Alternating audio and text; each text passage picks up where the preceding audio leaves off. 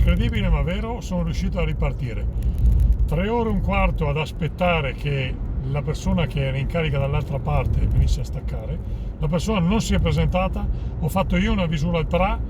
Fortunatamente la macchina non è a noleggio, ho trovato il proprietario tramite Facebook prima e LinkedIn, ho trovato dove lavorava, l'ho chiamato l'azienda, l'ho recuperato e lui da remoto ha sconnesso la macchina. A quel punto NLX ha potuto riavviare la colonnina e io ho potuto staccare la macchina, che per carità ha avuto un problema con la ricarica, per cui il sistema non lasciava sconnettere. Però non è possibile che nel 2021 i sistemi di ricarica non siano in grado di sconnettere da soli, ma riavviando una parte della colonnina e non tutta, e ti tengano di fatto sequestrato 3 ore e un quarto senza una soluzione, perché con l'interoperabilità poi NLX non aveva i dati neppure per provare a contattarlo. Se vogliamo che la mobilità elettrica parta sul serio, queste cose dobbiamo eliminarle, se no ragazzi siamo alla preistoria e la gente continuerà a usare le macchine a motore termico a combustione interna.